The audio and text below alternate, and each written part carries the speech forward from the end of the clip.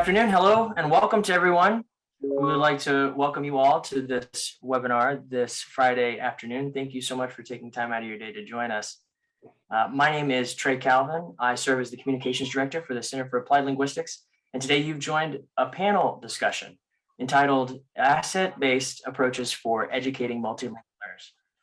Multilingual learners, as you know, are arguably one of this nation's biggest assets, and school districts across the U.S. have had a lot of success in creating learning communities that begin with students' existing linguistic and content knowledge, leading to their socioacademic success and to effectively participating in global contexts. Today, we'd like to examine a question. What can we replicate, or how can we replicate an asset-based culture for multilinguals across this country that is both equitable and progressive? I'm joined by four esteemed experts today who together account for a few centuries, maybe, of experience at the intersection of research policy. I don't know, a few decades. We're very lucky to have you all on the call. And I'd just like to go over a few housekeeping tips before we move on to the main show. So first of all, you'll notice that with any Zoom webinar, you do have a Q&A box at the bottom, and you have a chat box at the bottom. Towards the end of our webinar, we will be able to take some of your questions from the audience. So please use that Q&A box to go ahead and start typing if you'd like to. Also, you can click on the chat button at the bottom of your screen and share your thoughts and comments with your colleagues. Go ahead and try it out now. Tell us exactly where you're calling from. I'll type it in just a minute, Washington, D.C. Also, a quick disclaimer, the views expressed by our panelists today are those of the speaker and not necessarily of the Center for Applied Linguistics. And also, before we begin, make sure to mute your mic and have your camera off so we can avoid any interruptions during the presentation. Now I'd like to turn it over to our CEO and president of the Center for Applied Linguistics, Dr. Joel Gómez, who will be our MC for today's panel. Thank you so much for coming up with this topic and getting this panel together. Joel, I'll turn it over to you.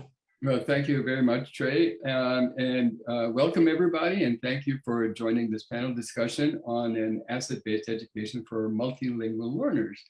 And as Trey indicated, multilingual learners can be one of our, or arguably one of our nation's biggest assets. And unfortunately, sometimes people, educators, policymakers don't recognize this. Sometimes even parents don't recognize this. So, we're discussing this topic today, very much in line with what Cal has been doing for I guess over 50 years. This topic is very much in line with Cal's mission that was shaped by Dr. Charles Ferguson, who founded Cal in 1998. And Cal's mission focuses on language and culture in education and society through a social justice and equity lens. A set of values related to our mission continues to be a strong focus at the Center for Applied Linguistics. So the main question that our panel, our illustrious panel, will discuss today is how can we create an asset-based education ecosystem for multilinguals across this country that is both equitable and successful? And to start off this conversation, well, first of all, we do have two board members in our panel. Dr. Eugene García and Dr. Ester de Jong are Cal board members. And we also have Gabriela Uro from the Council of Great City Schools that have joined us. And we have Dr. Bill Rivers, who's an education policy and expert in education policy expert in Washington, D.C., who will also be discussing this question. So Gene, you're the elder statesperson. So you're also the board chair. So we're going to start our conversation with you. As we all know, Gene, current educational policies and practices seem to be oriented towards a deficit approach in addressing the needs of multilingual learners. And having participated in various research studies with the National Academy of Sciences and as an academic researcher in various prestigious universities, so here's a question. Could you comment on research studies that support an asset-based approach for educating multilingual learners? Yeah, Thank you very much, Joel. I appreciate the introduction and I appreciate the question. And most importantly, I appreciate the Center for Applied Linguistics having this kind of a panel discussion, because we are essentially in a new phase on how we approach and think about best serving children who come to us not speaking the schooling language, not only in the United States, but globally. And so I appreciate the center's hosting of a webinar like this, and I hope we can provide answers to that significant question. I always say in answering a question like this that I do have a text, I do have an answer, but a text without context is pretext. So so let me give you some context first. My text is that there is a science, a base of research that essentially supports asset approaches to instruction for and support of bilingual and multilingual population, particularly children. The context that I want to lay out for you have to do essentially with that science and how I might have gotten into that science. Context also is that we are celebrating Hispanic Heritage Month, and it's important to realize that much of the research and much of the discussion and policy around multilingual learners and bilingual learners in the United States has essentially focused on the Hispanic, Mexican American, Latino, Latinx, whatever you call population, that many come to school essentially not speaking English. So it is important to recognize that as a context. We do have abundance of research around that population in the US that is growing almost daily. Secondly, I need to talk about the initial research focused on this population, this multilingual Spanish-speaking population. Was originally begun by looking at bilingualism as a disability. This is a problem that children had that we had to overcome in some way. In my story about my contribution to this science, I do call it a science because I have an abundant set of research studies that align with a science of bilingualism and multilingualism. My dissertation was not on bilinguals. It was on children who are having trouble gaining language competence, disabilities in language. My first research project was essentially initiated by a Head Start colleague who called me after having read an article I wrote about disabilities in language. And he asked me, would you be willing to look at bilingualism and whether or not it is a disability in children growing up in places like Texas and Arizona and California and so forth. And of course, he gave me some money to do that. And my first study was essentially tracking Mexican-American children ages 18 months to 36 months and garnering data, really asking the question, is bilingualism a disability? These kids exposed to two languages in families, we brought them and we gathered data of their language, Spanish and English, and had a control group who we compared from a social economic perspective who were only speaking English. And the question we asked very directly is, do the bilinguals somehow differ from the monolinguals, English speakers?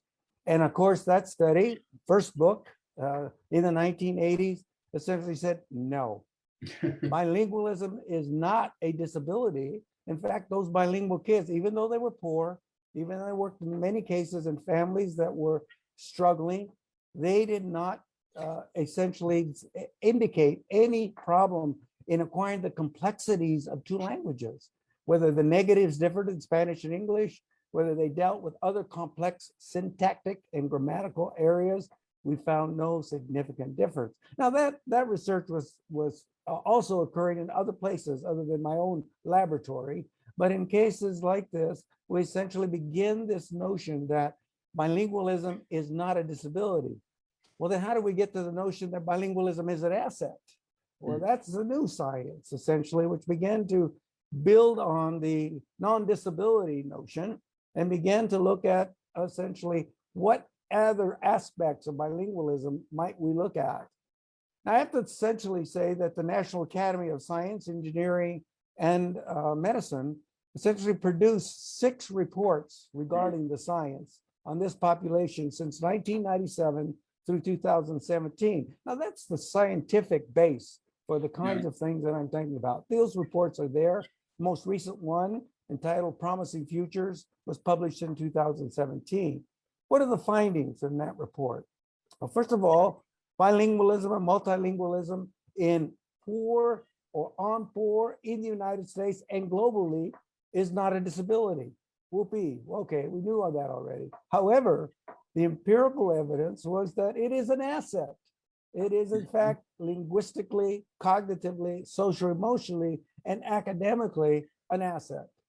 Lastly, with the brain physiology research in that science, the architecture of bilinguals, the brain architecture is actually different, which may in fact lead to those assets that we've been talking about.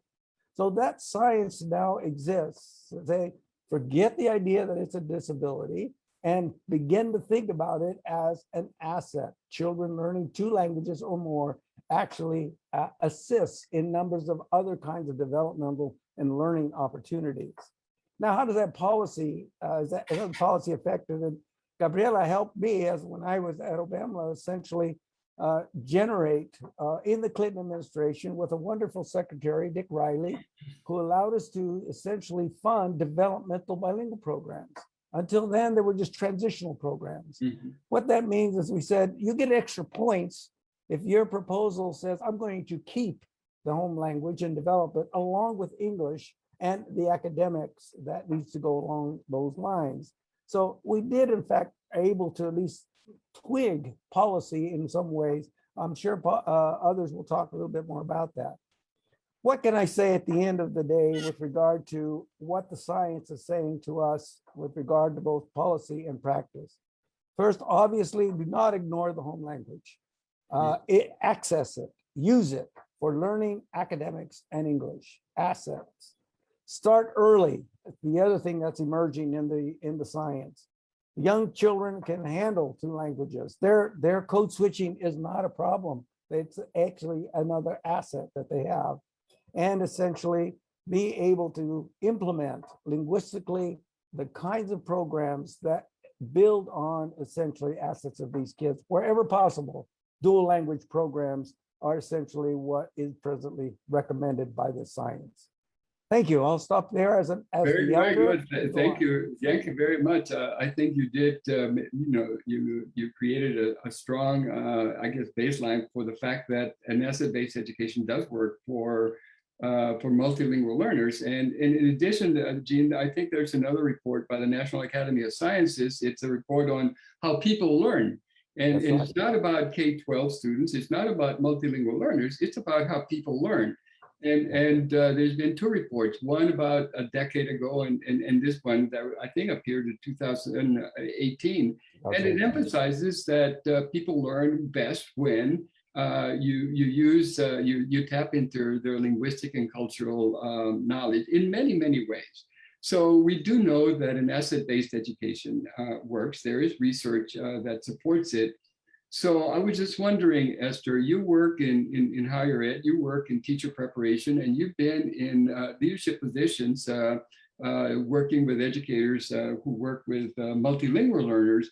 So, from your point of view, what do you think that, or what is your experience with how let's say schools of education or colleges of education are preparing teachers to work with multilingual learners? Thank you, and thank you for having me on this panel. Thank you, Eugene, for kind of setting this up beautifully, because I think the first question is, what do teachers need to know? And you just kind of checked off wonderfully as to what is it that teachers need to know. And the first thing I think is exactly that, the benefits and the assets that bilingualism bring to not only the individual, but also the community and then society at large. And that we need teachers who have the knowledge and the skills, but also the disposition to know how to implement and engage with linguistically and culturally sustaining pedagogies. The thing that I find interesting to think about is, so who are the teachers that we're talking about? Mm-hmm. For a long time, we've only talked about specialist teachers like bilingual education teachers and English as a second language teachers. And I think even in that area, we have changed what it means to prepare those teachers to do the work that we want them to engage in and need to engage in. But if you think about where are our multilingual learners, most or many of our multilingual learners are in fact not in these specialized programs. They are in mainstream programs, right? Not all multilingual learners are also designated as English language learners, so they would be entitled to a special program. In fact, I think if I got those numbers right from the last time, about 23% speak languages other than English at home, and only 9% are in fact designated English language learners. Now, all of those 9% English language learners, a good portion of them are not in specialist programs, and they are basically being put in a mainstream context. So that presents a really interesting challenge for what you might call general teacher preparation programs, who may not have organized their programs around the preparation of their teachers, specifically also inclusive of multilingual learners. I would say though, and this is maybe kind of my first kind of takeaway, is that we need the preparation of both of those groups of people. Just because the students are in mainstream classrooms, it doesn't mean that that's our priority and the only group of people we need to prepare. The specialist knowledge that an ESL teacher or bilingual teacher has, research is beginning to really show how important it is to have that expertise at the table. And I imagine that Gabriela can talk about, particularly in the greater city schools, how important it is to have that knowledge and expertise at every layer of decision making, and that makes a difference. So the first thing I want to kind of make is that specialist preparation matters, and we need to do a really good job in continuing to make sure that we do what that looks like. And for bilingual teachers as well as ESL teachers to help think about multilingualism as part of their job. So for example, I come from I had the honor of being the president of TESOL International Association. And one of the wonderful moves that we've made in that field is to think of English teaching as part of multilingualism.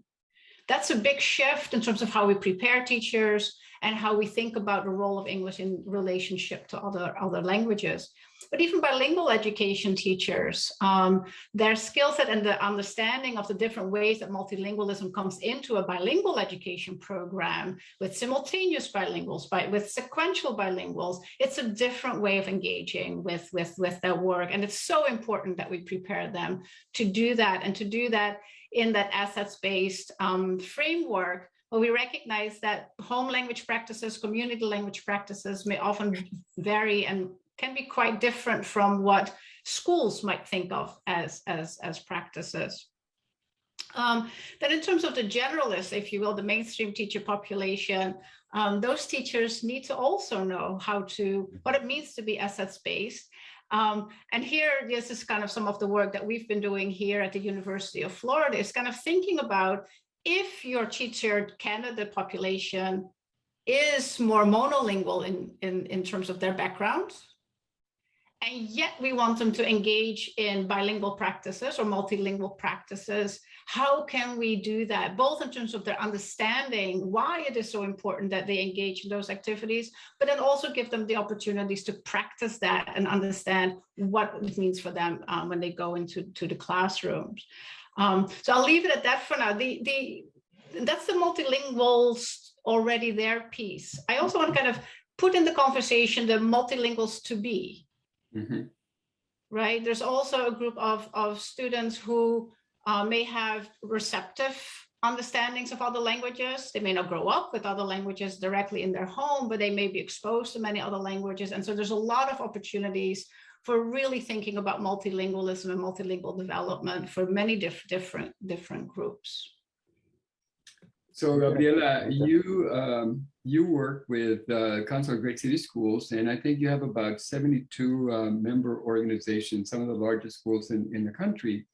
And as Esther has says, they are preparing teachers to know about the advantages of an asset-based education with multilingual learners.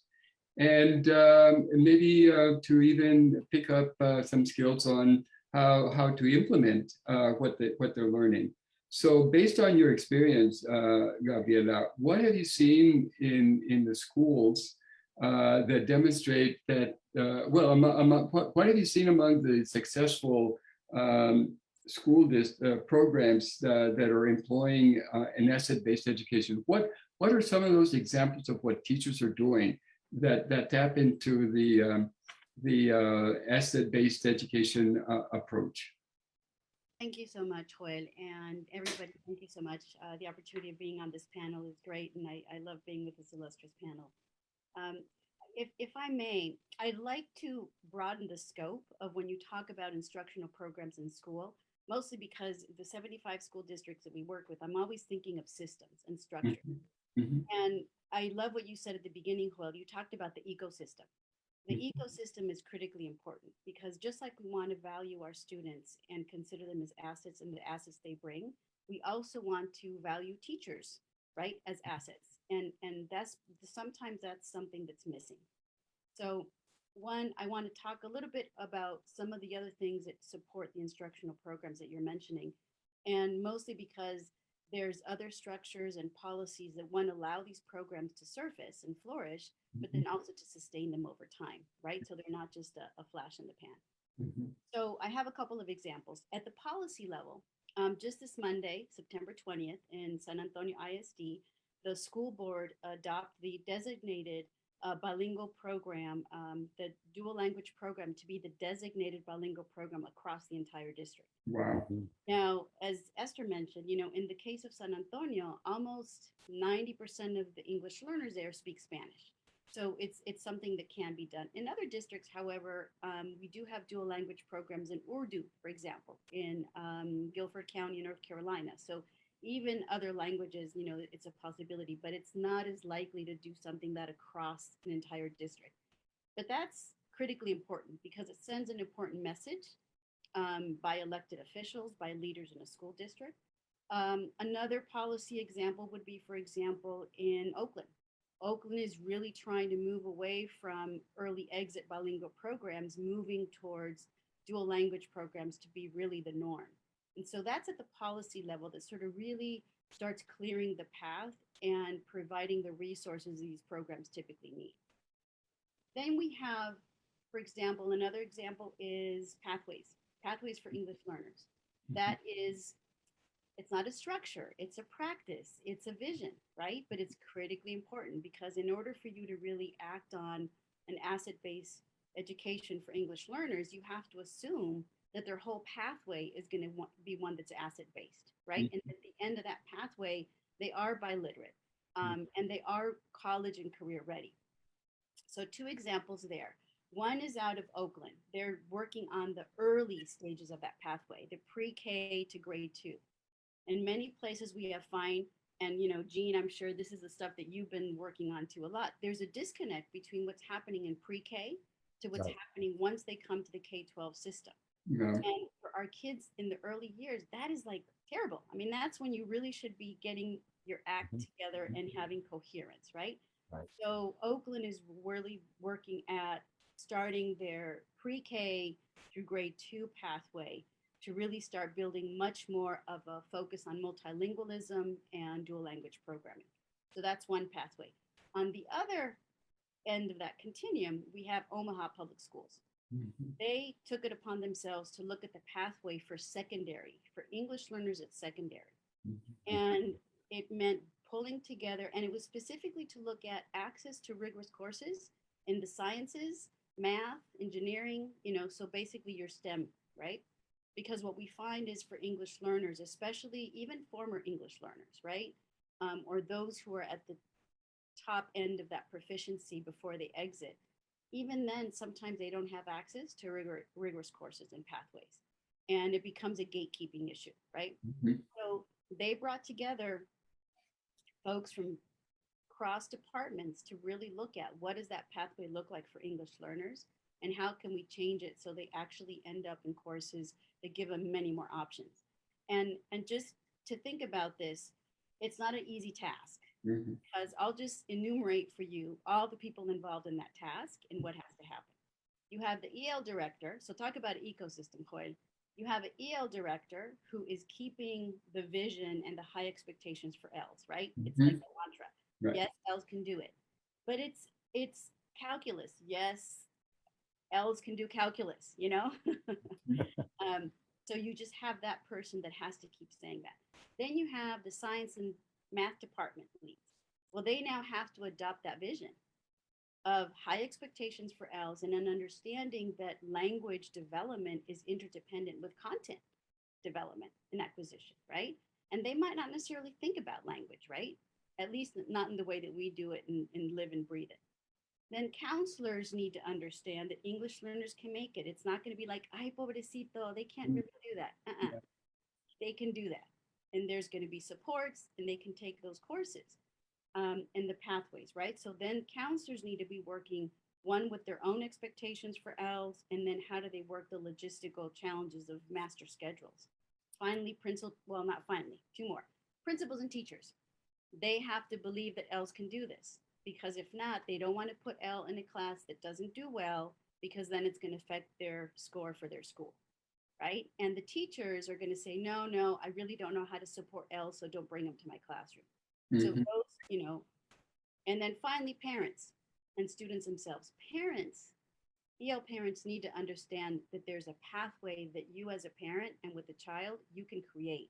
And it takes advocacy, it takes knowledge, it takes pushing the system to deliver what you want for your child. And that's, look at all those stakeholders involved in creating pathways that are important. So that's just that. I'll close with that because that's truly for me the ecosystem. Yeah. Support asset-based. Right. And Gabriela, this ecosystem, as you focused on, I think you mentioned ecosystem about 4 or 5 times, and I think really that's what we need to think about, because as we all know, when Gene started looking at let's say bilingual education, it was what are the problems, what are the deficiencies, and now it's so important to think differently because the demographics have really changed, but our narrative about educating multilingual learners hasn't changed that much sometimes, and our policies haven't changed. So we're beyond thinking about the little portable unit where multilingual are sent to learn. Multilingual learners are the majority of schools in many school districts and in many states. So if we look at the student population of Texas, California, New Mexico, Arizona, New Jersey, New York, Florida, Illinois, they're the majority of students, So if this is public education, we really need to be systemic about how we address their needs also. Yeah. And we need to tap into their asset-based experiences. So policies, we know that research has established that this can be done and it's valuable. But Bill, you deal with policy, especially policy here on the Hill in Washington, D.C., as we say, at the federal level. Representative Grijalva from Arizona has 2 bills pending that they're looking at for multilingual learners and their families. It's the Syllable Act and the Fluent Act. And I was just wondering, can you describe these 2 bills and what their status is, and what we can expect from them, and how they relate to the conversations that we've heard from Gene, Ester, and Gabriela? Thank you, Joel, and I'd like to thank Cal for inviting me to take part in this very distinguished panel. I'm surrounded by people who walk the walk and talk the talk. So Representative Grijalva has been one of the leaders in Congress for a very long time. He represents, his district is in Southern Arizona, centered around Tucson. And he's been a leader on all things having to do with language education, but most particularly with emerging bilinguals. And the Syllable Act is something he's introduced in multiple Congresses, multiple sessions. The Supporting Young Language Learners Access to Bilingual Education Act. Now, Representative Grijalva is known on the Hill and respected for his ability to put together really catchy acronyms for his bills. Thus, we have Syllable. The Syllable Act would create a program in the Department of Education for grants, competitive grants to local education agencies, to school districts who have a high population of high need students, have a high proportion of high need students. That can be Title I students, lower socioeconomic status. It can be Title III students, those designated as English learners under Title III of the Every Student Succeeds Act. And there are a couple of other definitions there. Title VI students, the Native American, Alaska Native Hawaiian students. And it would basically fund immersion programs with emphasis on incorporating underrepresented groups, emphasis on including English learners and Native American groups, and emphasis on articulated pathways. We have too many immersion programs. As good as we understand the results of immersion can be, if you look at all the different interventions that are now practiced in the United States for emerging bilinguals, when immersion is done well, it is by far the most successful in terms of all sorts of outcomes. And there's ample research on this. Jean cited some of it. There's also the work that Patricia Gondra and her colleagues have assembled at UCLA, and tons and tons of research now. It's like 40 years worth of research. So the Syllable Act would create immersion programs. The Fluent Act is the Families Learning and Understanding English Together Act, Fluent. And that would provide a grant program to help adults gain English literacy and English skills, knowing that one of the primary determinants of your ability to earn money in the American economy is, and to move up the socioeconomic ladder, as it were, is mastering English. Now, there's a question that was in the chat about, or in the Q&A, about the benefits for adults. Bilingualism also benefits adults, and the hypotheses, as Jean mentioned, all derive from these structural changes that occur in the brain. Bilingual adults see an onset of the symptoms of dementia 4 years later than their monolingual peers. Elderly bilinguals have better balance. Bilinguals earn more when you control for occupation and everything else than their monolingual peers. So there are all of these incredible benefits that derive from it. It's not just an asset, it's a hugely positive asset. That the Congress has recognized this. We now have a bipartisan caucus in the House and the Senate called the America's Languages Caucus. The BEST Act, the Biliteracy Education, Seal, and Teaching Act, passed the House last night, and now it's on to the Senate. This would create a grant program to support testing for the seal of biliteracy at the state and local level, and it has specific call-outs to make intentional moves to include former English learners, to include underrepresented populations. Title III will be increased by $202 million, at least if the House has its way, up to $1 billion. It sounds like a lot of money, but it's only $200 per student, roughly. The Reaching English Learners Act would create a teacher training program for bilingual education teachers, dual language teachers. There's a whole bunch of stuff going on the Hill. The House has passed almost $400 million of increased funding for Title II of the Higher Education Act, which is for teacher preparation, including a Grow Your Own program with almost $200 million in it, and an increase of about $160 million to the Teacher Quality Partnership. So we have the attention of Congress. We have a bipartisan caucus, and I think the broader issue is that at least 70% of the body politic understands that we are a diverse country and celebrates that diversity and expects that diversity, and that linguistic diversity is part of it. We also have a bilingual Secretary of Education, Miguel Cardona, who has indicated he would like to change the label from English learners, because it is, many of us view that as an implicitly deficit-based label, that if the goal of the program is English proficiency, well, what about the L1? What about the assets they're bringing? And that he has already taken to calling the Office of English Language Acquisition the Office of Multilingual Education, although it is still officially the Office of English Language Acquisition. There's a whole lot of positive energy, I think, in DC. And the question is, as Esther and Gabby have pointed out, how much of that is reflected at the local level in our teacher preparation programs? And I worry about the general population teachers, your typical early elementary or later elementary teacher who still regards the fact that, young Miharu speaks Japanese as a problem in her classroom and something to be dealt with, something to be solved, rather than celebrating that child's linguistic assets. And then all of the other personnel, counselors, speech and hearing pathologists, et cetera. There's a lot of work there to be done. in changing attitudes about this within our teacher cadre, within our educational cadre. I think the society at large celebrates bilingualism and diversity.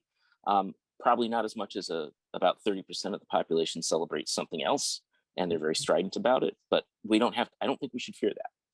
I think that we're in a different era now, and some of us were young people when when bilingualism was thought to be a deficit, when bilingual children were sometimes labeled retarded. But that era is passing if it has not already passed. At least that is what I believe and what I see in the body politic. Yeah. Well, thanks very much. I think that there's at least an awareness at the federal level, at the congressional level, and it's the importance of an asset-based education and systemic approaches for addressing the educational needs of multilingual learners, and not just them, but their families. So that's really fantastic, and hopefully it'll have an impact not just on classroom teachers, but entire schools in entire school districts, and also on teacher preparation programs at the university level. So Gene, well, we've had one round of questions, and I've been scanning some of the questions that we've been getting from the audience, Gene, also. And I have a question that deals with the indigenous languages in the U.S., Gene, and given your experience, maybe they're in the Southwest, I was thinking that maybe you're the best person to answer this question. So the question is, what is the current trend regarding multilingualism regarding the indigenous languages in the U.S. in relation to language revitalization? Yeah, there you go. Good old Zoom. As I mentioned earlier, since we're celebrating Hispanic Heritage Month, most of the research has been done on Spanish-English multilingualism in the United States. However, there is an emerging set of research with indigenous peoples in the United States and their languages. There are hundreds of those languages, by the way. They're not just a few languages, there are hundreds of those languages. What we're learning essentially is that we're really talking about a different set of issues with that population. It's language recovery in many cases. It's essentially working with elders who will work with young children to capture the importance and the significance of that language. Remember, that language in indigenous population is tied not only to culture, but spiritual realities within that population. We're losing that, and those indigenous people understand that they're losing that and are seeking assistance in reclaiming essentially not only the language, but the culture and the spiritual aspects that go with that language. So we do need more science around that, but certainly the emerging science says this home language, this indigenous language is an asset in many ways, linguistically, cognitively, and spiritually. Yeah. So yeah, I think that the important thing is to realize that there are many different languages that are indigenous languages, and that those languages need to be emphasized and supported. And I think just like we were discussing this morning, Gene, we are, the Center for Applied Linguistics is is located in Washington, D.C., and we have an advantage of, or at least we at Cal have an advantage of talking with Bill often and knowing also just what's happening at the federal level. So we do know that indigenous languages are also very important and are being considered at the policy level here in Washington at the federal level.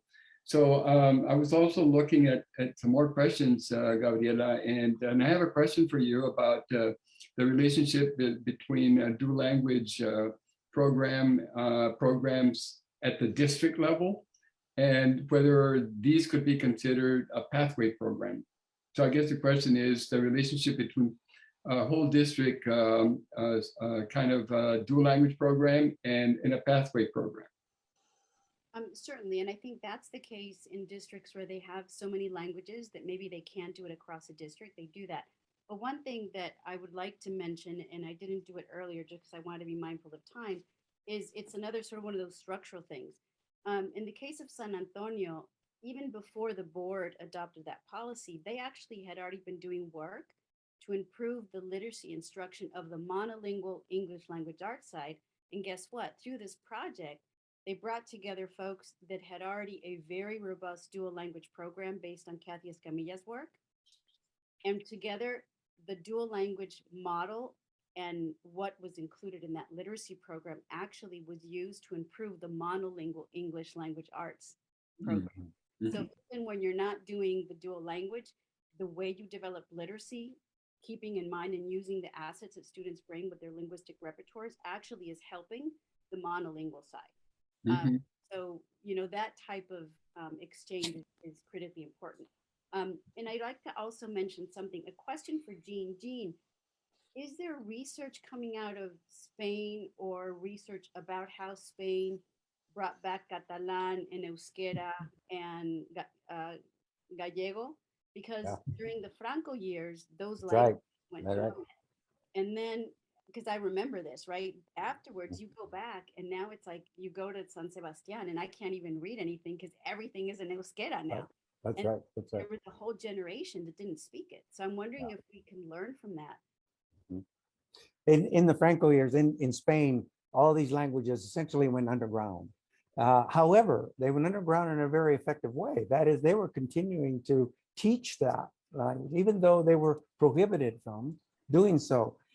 Similar here, it's going on in places like Arizona and other states that prohibit the use of the native language. Guess what?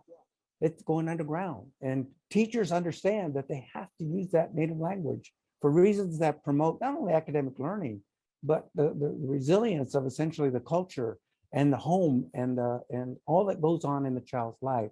So what you see in Spain, essentially a resurgence then. That language was sort of underground, and then all of a sudden now with the new policies, it's almost a requirement that that bilingualism, multilingualism is a Spanish proposition. Mm-hmm. In a place like Spain, it was a language of resistance. This Absolutely. is much of what happened with the use of Native American languages in the boarding schools. It was a language of resistance. In Ireland, Irish was a language of resistance to the dominant colonial power, and it survived. And now, thankfully, these languages are being promoted. But you have to decolonize your attitudes, and I see a lot of comments in the chat that show that we have a long ways to go in terms of what the president of Ireland, Michael O'Higgins, says: decolonizing your language policies. Yeah, so I think we're at the dawn of a resilience here also in the United States, even though we didn't have Franco telling us to not speak our languages, Gene. But as many of us who speak a language other than English, many of us remember going to school and receiving coscorrones from educators saying, "Don't speak Spanish, boy." so hopefully that kind of attitude is in the bad old days, and we are looking at a very asset-based resilience, and also talking about colonialism and post-colonialism attitudes. Bill, there's the idea that I think is still very prevalent of one country, one language, one culture. And of course, many of us say, well, that's not that's just a construct that is created for political reasons and power. It's not really the case that there's one language, one country, one culture. So I have a question from we have a question from one of the persons joining the panel that's looking, and I want to ask you this question, Esther, because you're yourself bilingual. Also, and you're in teacher education, and you have experience in these areas. So the question has to deal with incorporating a student's full linguistic repertoire in the schools, kind of in a TransLanguaging way. And so the person that asked the question wants to know what we think about this, Esther. What do we think about it? I love the royal we. As a panel, what shall we say? I'm not being facetious. I think this is the TransLanguaging understandings and being able to say that when we say assets based, what do we mean by that? And do we only mean that if you speak a certain way of Spanish or a certain way of English, and then we will treat that Spanish as an asset. But if you speak like maybe what we consider less formal variations of Spanish, or maybe Spanishes that have elements of English in it, now suddenly we say that's not really the asset that you bring to our school. And to me, translanguaging is one way of saying you can't exclude anything from the repertoires that children bring to your classroom. So if we say assets based, that challenge is also for us to kind of say, well, then truly, let's not fall back on the deficit perspective then with regard to certain kinds of ways that your linguistic repertoire and what it looks like, what it sounds like, and what you bring into the classroom. And so to me, translanguaging is one way of recognizing that, and recognizing the fact that when we have bilinguals come into our classrooms, that they're not kind of splitting up their languages in their heads. That they will be using everything that's in their head. You know, Grosjean said it a long time ago, you know, bilinguals are not two monolinguals in one person. And so that fundamental understanding, I think, to me, that's what translanguaging is about, and creating spaces for that, and adding, and this is the piece we haven't quite labeled yet in our discussion, that there is a very strong equity and social justice piece to that, and acknowledging that we have to create these spaces for children who have very diverse linguistic repertoires, because if we don't do that as teachers, we're disadvantaging them in terms of the opportunities that they could have to excel and thrive, right? We talked about that earlier. And so if our goal, and I think Gabriela's example is wonderful to say, this is an ecology, but this ecology needs to say, we're gonna let everyone thrive within this. I've been thinking about, and I appreciate Gabriela kind of saying, look at all the different people who are involved in this enterprise. And so I wanted to kind of say, since I have the teacher hat on today, so we are not talking only about teacher preparation. We have to have a conversation about how we prepare counselors. They're gatekeepers. We need to talk about how we prepare principals. Principals are gatekeepers. I can have fantastic, and I've worked with amazing bilingual teachers, advocates for the English language learners, but it stopped when the principal said you've got to do English only. There's only so much they can do. Thank you, Ashley. School psychologists, right? The whole support system that we have all need to have that expertise. And frankly, translanguaging, because for many who are not used to being among bilinguals or enact bilingual practices, that's an unfamiliar ways to being, right? And they need to kind of understand that as well. As a sociolinguist, I can say that translanguaging is a normal phenomenon for bilinguals and multilinguals. It happens all the time. You talk to anybody from India and whose language is, say, Gujarati, and they'll be dropping Hindi and English throughout it. There's a normative correction to say, hey, we're going to take that Quebecois French that little Billy showed up in, Cherry Creek School District in 1974 with, and we are going to correct that to good Parisian French. And if it takes a few smacks upside the head and a few whacks on the knuckles with a ruler, he'll get the idea, and that normative process is part of those attitudes, right?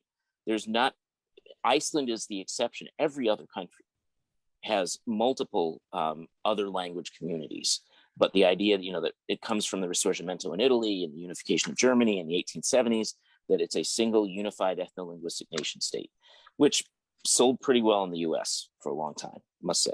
Anyway, I'm interrupting. Yeah. No, I think I'm glad you're adding that, and I think it kind of highlights, since the rest of society does not necessarily understand that piece, we're still operating on these kind of monolingual practices that don't create this notion of taking multilingualism as the norm for everything that we do. And somebody said wonderfully in Dutch, don't forget about the parents. And the parents too often are told, right? Sure. Don't let your children switch. Use one language only. Insist on and worse, insist on English only. Yeah. No, So from my experience is that my personal experience is people want to know whether I'm bilingual or what language is my dominant language. And I started out as a monolingual Spanish speaker because that's all I spoke up until about I was 5 years old. And as I've progressed through getting older, now I've had to reflect on my language. And I can't say that my home language or my strong language is Spanish because now I'm pretty much a very strong bilingual speaker. And so now I've realized that in educating kids, I think it's really unfair and not equitable to expect them to be, as you were saying, Esther, two monolingual speakers, because we're never going to be two monolinguals. We just can't, because we don't have the experiences of a monolingual speaker. For example, in my case, growing up in Mexico City, being born in Mexico City, having the culture, the cultural experience, social experiences every day, going through K-12 in Spanish every day, going through the university level every day, and being a professional working at the federal level in Mexico every day. I don't have that experience. But if I'm held to that expectations, wow, that's a heavy load. But I can tell you one thing, my goal is to be the best bilingual speaker possible. That's what I want to be. I want to be the best bilingual speaker in the United States in Spanish and English. And then I think that's one of the fair things that we need to think about. That is not to say that we don't expect our bilingual children to have an academic competence in both languages and to strive to be biliterate in both languages. Yes, we have to do that. But on the other hand, we need to listen to the messaging. For example, telling them you're always going to be, there's going to be a shortcoming in the way you speak because, wow, you almost speak English like a native speaker, but I can tell there's a little bit of a difference. So those are some of the things that go through my head about TransLanguaging. I went to an elementary school where the teacher had us broken little groups, and we all spoke Spanish and English. And I remember one situation where we were talking about answering the questions at the end of the book, and the question came up with the word marriage, the marriage of let's say democracy and freedom. And one of my friends, this was like the 8th grade, a long time ago, so I'm probably embellishing the story here. One of my friends says, marriage, ¿cómo se van a casar? Democracy, ¿cómo se va a casar? Freedom. No se pueden casar, no son personas. In other words, the question was, how can democracy and freedom be married? They're not people.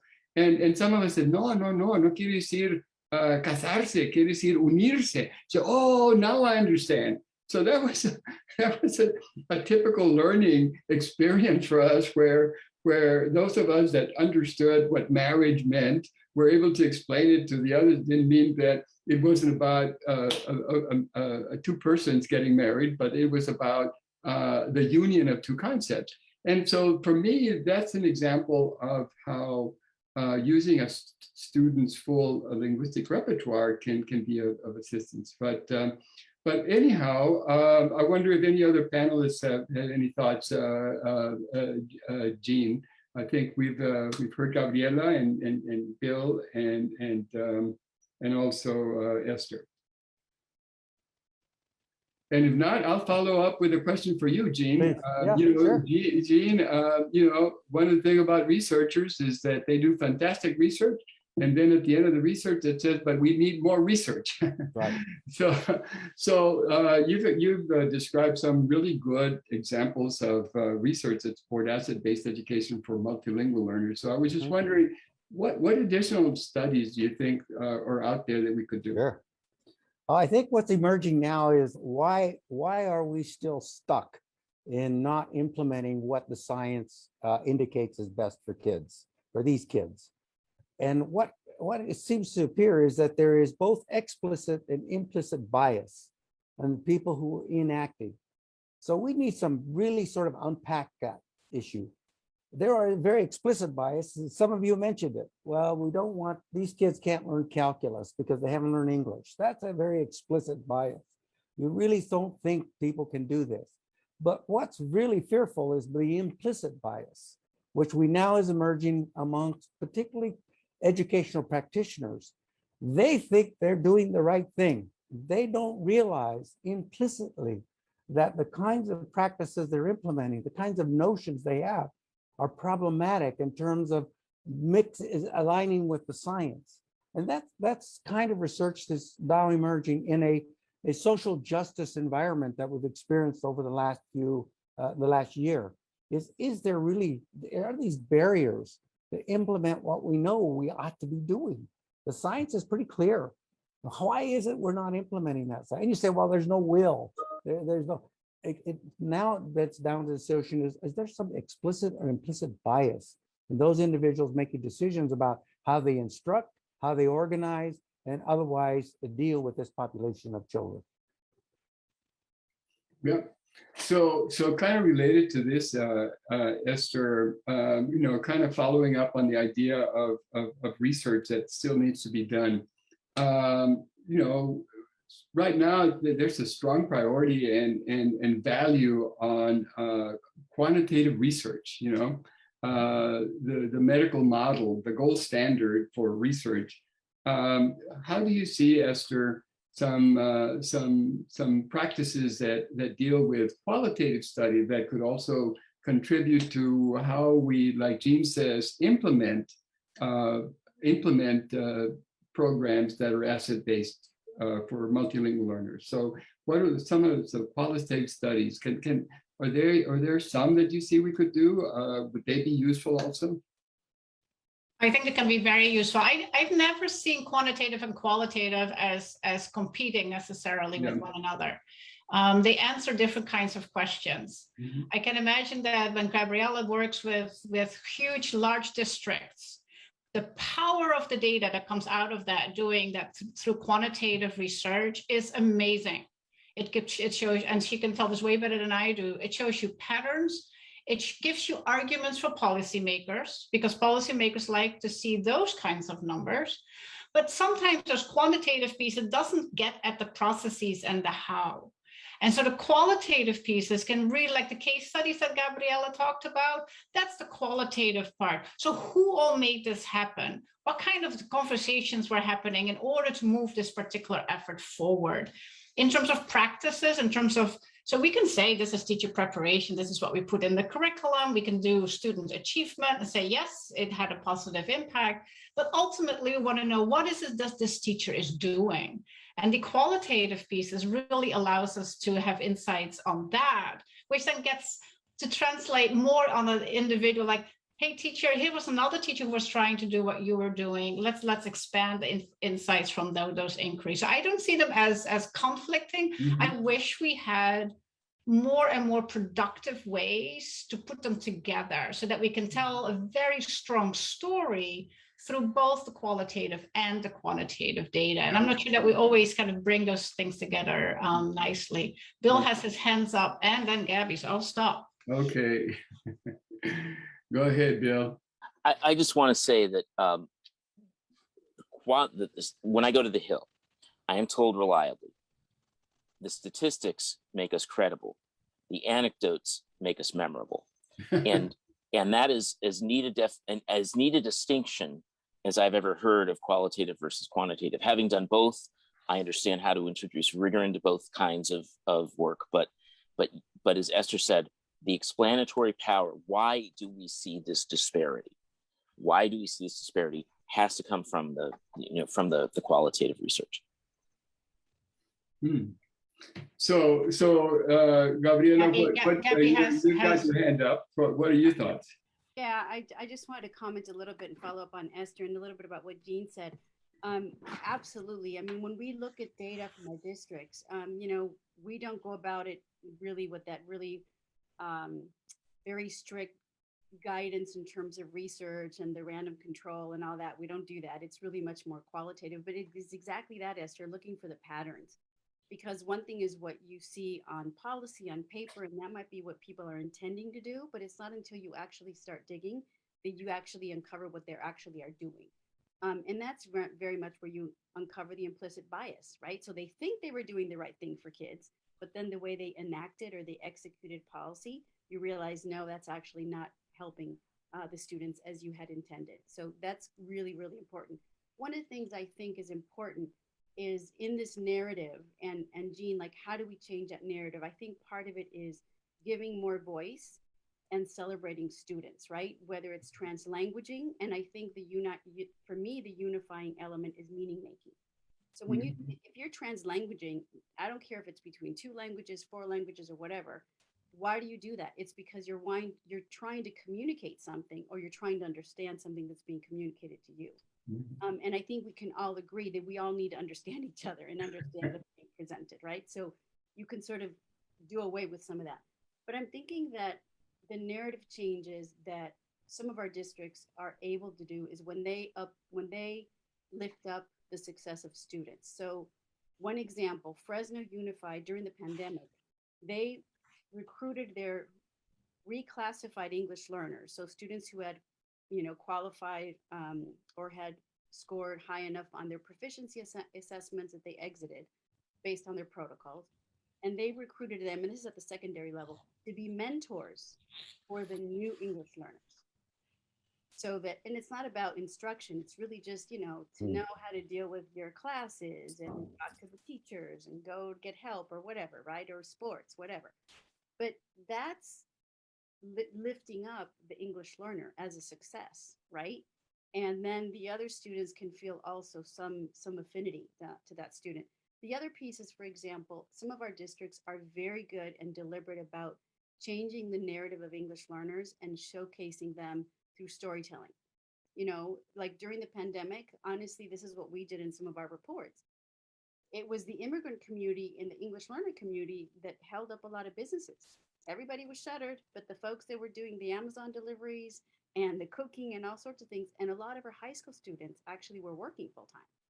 So, changing those narratives and see, look, here's a student who arrived speaking Mom and a little bit of Spanish, and now he speaks English and he's doing X, Y, and Z, helps sort of change some of those narratives so that whether it's translanguaging or coming from a difficult background, it doesn't become a gatekeeper for success.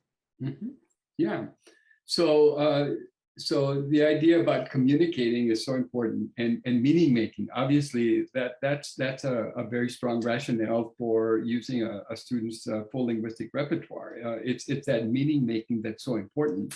And so there's a question I saw also that deals with the different varieties of Spanish in the United States, and also the different registers within each of the Spanish varieties. And I guess I can give it a shot, and then maybe you all can weigh in. But yeah, what I hear often is that we can have, for example, a language arts curriculum in Spanish in the United States, or that we can have dual language education across the United States, or materials or books, because in Latinos in the United States, Latinx populations in the United States speak different languages. And my background, I started out as a Romance language professional.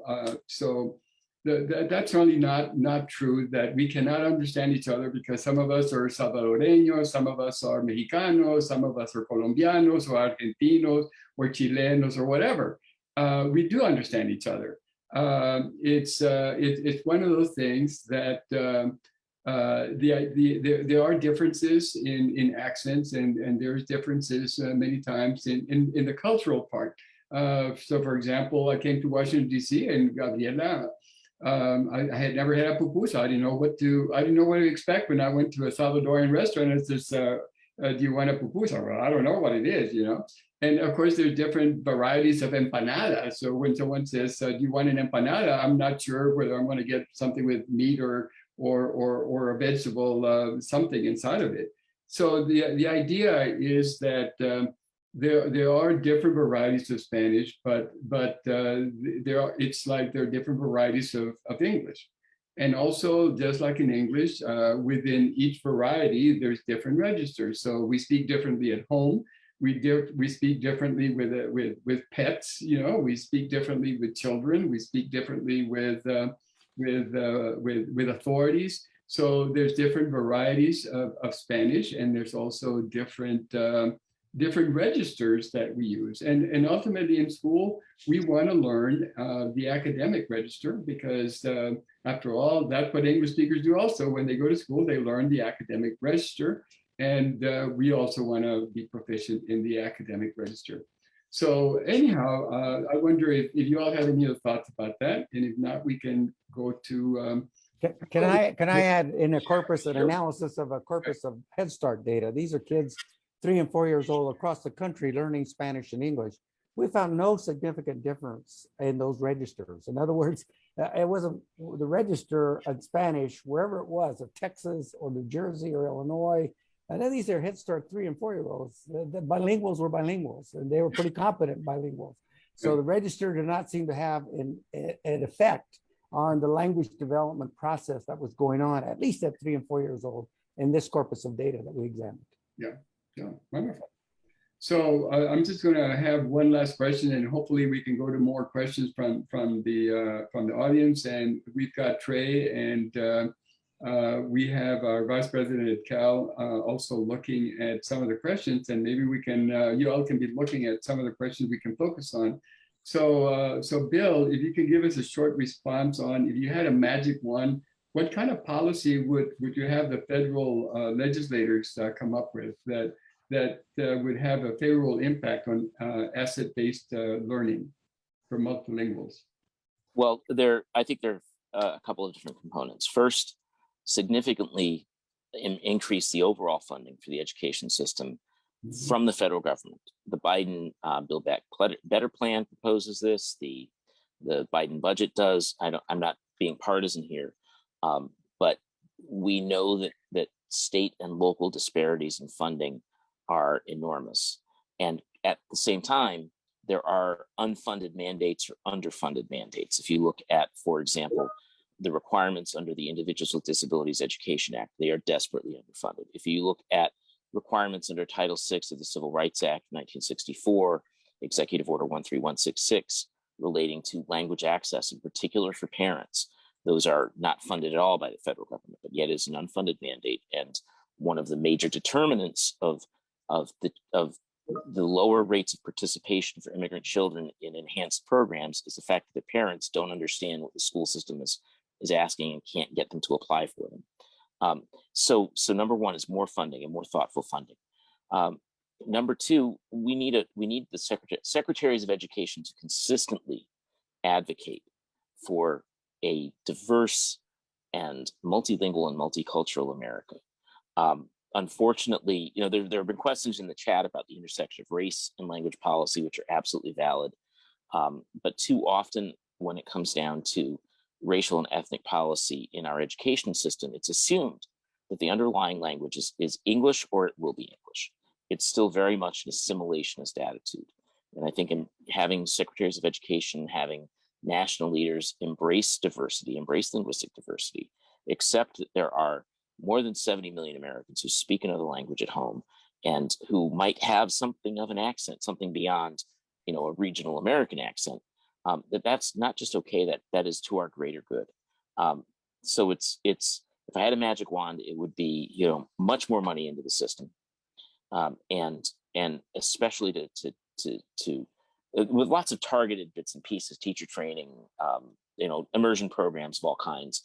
And labeling immersion programs is always a very dangerous game anyway, as to which type, but also a change in the attitudes from senior leaders and their senior staff, the Domestic Policy Council, the campaign committees at the presidential level, where again, the assumption is either we're all speaking English or we'll speak English, or all the Latinos, all the East Asian immigrants, all the South Asian immigrants are all the same, which is another challenge that we have at a national level. It's sort of a national bias against nuance and science. So I can classify people as Black or not, white or not white. And then I just do this binary thing as if, Chomsky linguistics applies to real life anyway. So that was a shot at Chomsky. I shouldn't have done that. So Gabriela, that's good, Bill. Gabriela, how would you use your magic wand? Let's see. I prepared, so I'm thinking which of the ones I want to share with you. I think I'm going to go for keys to success for 500 and leave the teacher prep stuff to Esther. Yeah. I think what I would do, and it's tackling the ecosystem, right? So I was sort of thinking about what things need to happen to allow these programs to be sustained. One is we need to have the vision and instructional leaders in school systems that are asset-based when it comes to English learners. And we already talked about that. It's not just at the school level, it's at the central office level, different departments, it's your superintendent, it's the chief academic officer. I mean, it's everybody all the way up the line, right? I think it's also important to have sustained implementation. We see a lot of places, they might pull something, they might even only do planning for 3 months and then stand up a program, and then a year later it's gone. Mm-hmm. And then they want to make statements about whether or not it was good. That's, and forget about having the high standard of research, right? That's not even high standard of implementation. So there has to be much more consistent support for programs. Mm-hmm. I also think that protecting our asset-based instruction for ELs from contradictory initiatives mm-hmm. That take away resources, attention, and even political will. You have people that come together and you want to have a program for English learners, and all of a sudden some other thing comes up, another initiative, the science of reading, and now everybody's focused on something else, and it really starts sucking like the oxygen out of the room, and it's very difficult. And then finally, the other thing, and there was a lot of questions in the chat I saw around assessment. I think it's important that for our English learners, for multilingual learners, we figure out a way to really assess them in much more genuine ways, because standardized assessments doesn't cut it. And it's about assessing their thinking and what they're acquiring, and yes, the language, but I just think that we need to have proof and evidence of program success that is much closer to what the students are experiencing, as opposed to being this evaluative piece that's just based on a score. That would be 4 things that I would like my magic wand to. Well, I think that's a very good use of the magic wand. Absolutely. Esther, how would you use your magic wand? Well, Gabriela just gave me the whole teacher education magic wand. That's a powerhouse right here. I mean, truth is, we can't shift some things without the teachers. At the same time, schools are only one institution. So just being cognizant of that, and being cognizant of what we talked about earlier, that many educators need education. This is not just a school issue, it's a much bigger issue. But if I just kind of think about teacher ed, the first thing I would say, we need to have some coherence in terms of policy frameworks. We're all over the place when we think about which states actually do require something. Has increased, which is a positive, but I think last count we're still at like 17, and it varies tremendously. So some coherence and cohesion there. The second thing I would say, if I had a magic wand, all teacher preparation programs operate on the principle that multilingualism is the norm. Mm-hmm. Because that will shift everything that teacher educators are doing. And one thing I kind of want to put a little bit of a plug in, because science of reading was mentioned, is that one thing that will require us to do is to rethink when we say evidence-based practices, whether the research that we use to claim that is actually based on research that included in meaningful ways multilingual learners. And I think by questioning just that base, a lot of things will have to shift in teacher education programs, because multilingual learners are, as we just said earlier, they're everywhere in all schools. And so whether it's because you speak the language at home, because you hear the language in the community, it's kind of all around us. And then I would say, the third piece to that kind of related is we need to start valuing teaching as a profession again. We kind of are absorbing the larger discussion around teachers and who teachers are, the professionalism around teachers, and we are absorbing that as a field as well for our children. And so maintaining the professionalism that comes with being an ESL or a bilingual teacher, but just a teaching profession in general, it's like it used to be, right? It used to be a profession that was held to a very different standard and very different esteem than I think it is today. And I would love to re-energize that. Yeah. So that's a very good use of your magic wand. I'm looking at the chat, Esther, and you're getting your idea on having multilingualism as the standard is trending very strong. If this was the Twitter environment, you would be getting lots of hits there and lots of retweets in that area. So Jean, how would you use your magic wand? Sure. In the building the science around this area related to assets significance, I would go in two ways. Basic science, I would really fund the brain research. The brain architecture is very different for bilinguals. We don't understand why. We have some guesses about it, but we can do now what we couldn't do when I was doing basic research in developmental bilingualism, and that is we can actually look at what kind of triggers go on in the brain when kids are exposed to 1, 2, 3, 4 languages.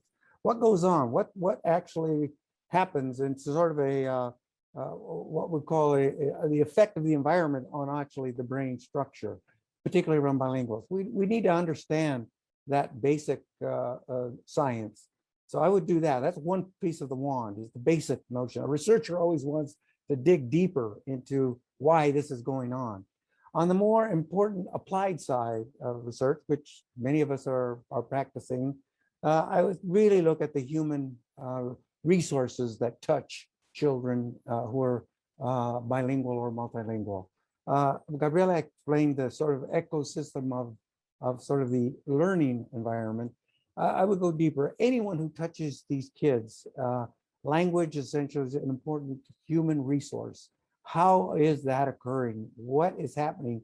And who can support asset approaches to that learning process? So I would really look at that. You want to call it ecology, I would call it the human interactions that take place at home, in the community, in school, after school, wherever. And that seems to be a better way to think about the building a science that supports asset-based learning. Yeah. That certainly would also a very, very good use of a magic wand, Jean, and I hope a lot of folks are listening that can make this happen. So we've got about 6-7 more minutes, and I've been looking at chats, and I'm telling you, for you on the panel, you're probably looking at the chat comments also.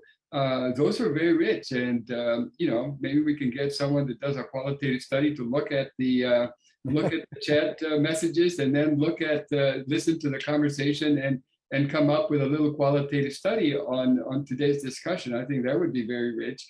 But unfortunately, we can't answer all of the questions and all of the requests. But I will say that this session is being recorded and will be made available.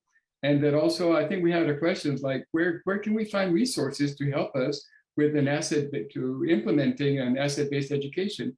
And to that question, I will say that we at the Center for Applied Linguistics will be pulling together information that can provide further guidance in this area.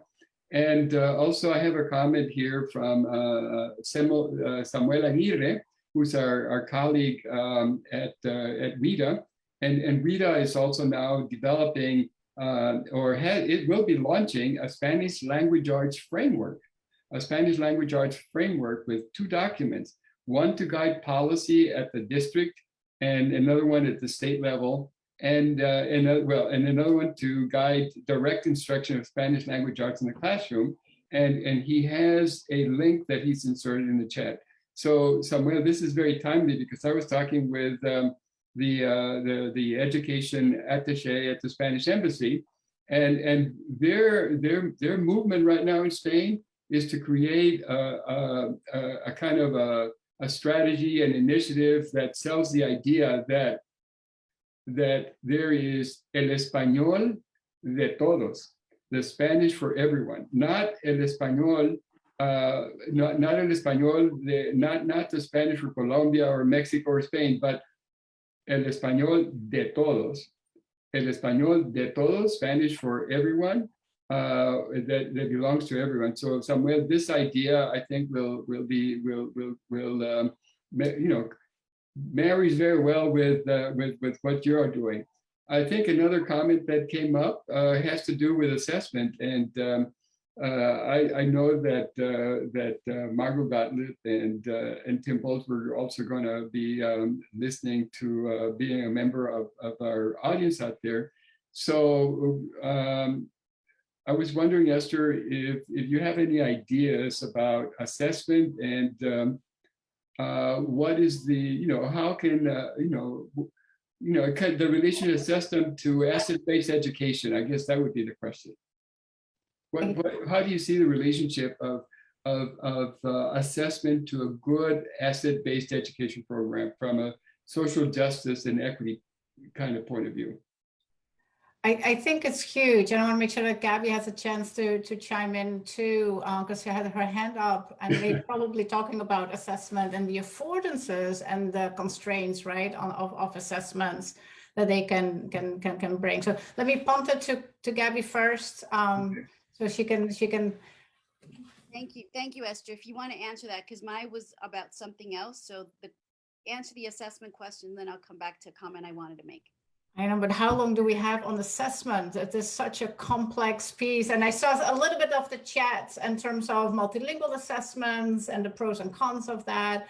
I do think, though, as the minute, and you talked about it a little bit, Gabby, the minute it becomes a high stakes assessment, it shifts the whole debate.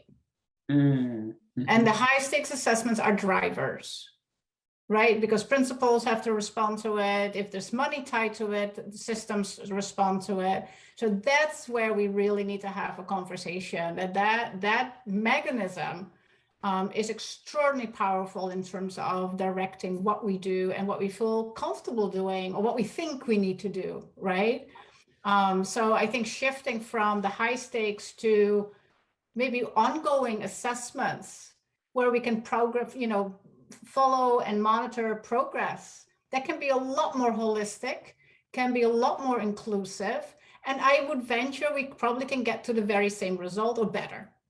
So I'll leave it at that because it's a very complicated issue. Gabby, it's all yours. So what I wanted to share with those on this panel and those that are listening to us is to sort of ask us to turn this conversation about asset-based, not only to focus on the kids, but all the adults involved, including all of us here. Because, part of it is, if you think about any adult that is in the school system, and to your point, Jean, all the folks involved in touching kids, right, and helping them and educating them, many times they have linguistic repertoires, yet they're not valued. So even in terms of pay, right? You have a HR person, literally, I know a case, it's an HR person who's Latino, and they would then ask him to translate. Well, no, you should have a budget, a line item budget to translate. You don't ask your head of HR to be translating. But yet our teachers and other folks, that happens in the school. So we take them away from teaching because we're not valuing their linguistic asset, and there's a need for translation, then hire that. So part of it is, as adults, in every single space that we occupy, if there is a language need and somebody is bringing that skill and bringing that value, we need to value it accordingly, right? And not just assume that, okay, you just do this on the fly. And I know there were a lot of comments around interpretation and translation, and that's part of it, but I think it's also just the practice, our human resource practices across schools and institutions that tend to take for granted what our EL instructional leaders and educators bring to the table. Yeah, well, thank you very much. And we're coming to the end. We have about 2 more minutes left. I just want to say that one of our board members, Dr. Sandel Niro, also pointed out, Esther, that when high stakes are in play, when we use testing, that the high stakes are usually for the standardized language. You know, it's an extra kind of whammy. But anyhow, I would like to thank our distinguished panel. Muchísimas gracias, Bill, Jean, Esther, Gabriela. It's, I think, a very stimulating conversation. I've been looking at the chat, I think, but the participants are equally as excited. I'm sorry that it comes to an end, but I will say that this discussion is recorded. It will be archived so that if our participants want to refer people to it and their students, if they have students, then they can. And also I want to give a plug to one of our panelists, not one of our panelists, but one of our colleagues, Dr. Margot Gottlieb, who has graciously agreed to do a blog for the Center for Applied Linguistics dealing with assessment. And so we posted her first blog online. And so she has like 6 more wonderful points of view that she will be sharing with us over the next several months. So again, I just want to say farewell to you all. Thank you very much for joining us here at the Center for Applied Linguistics. And I'm looking forward to seeing you again who are viewing with us. And again, I just want to thank our illustrious panel. Thank you very much. And hasta luego, and have a very good day and a very good weekend.